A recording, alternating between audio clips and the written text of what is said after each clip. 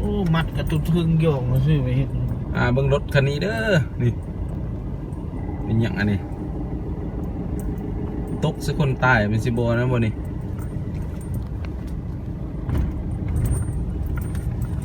ติ่งมั่นใจได้จังได๋บ่จดไม่ใช่จดหมดนี่ไปใหม่ไปศึกษาบึงป้ายรถไม่ถ่ายขี่ไปทางข้างนี่ส่งให้ทันห้องใหม่เบิ่งเลยบริษัทเลยตัวทึงนะตัวลุ่มมาหัวมัดแล้วตัวทึงมันมัดก็เตรียมถ่ายไว้วิดีโอที่นี่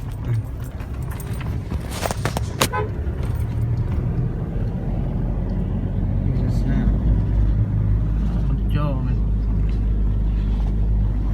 โอ้บริษัทไม่อย่างวะตัวทึงบริมัดเลยก่อนบริมัดเนาะครับมื้อนี้วันที่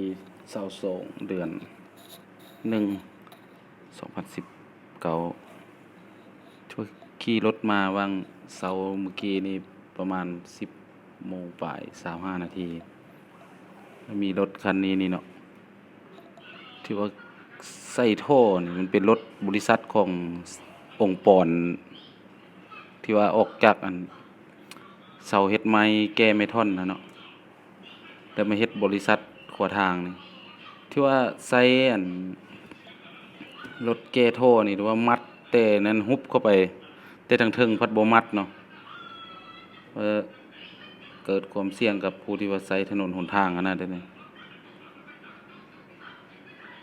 ว่าเราก็สิเห็นว่ามันแงะออกอยู่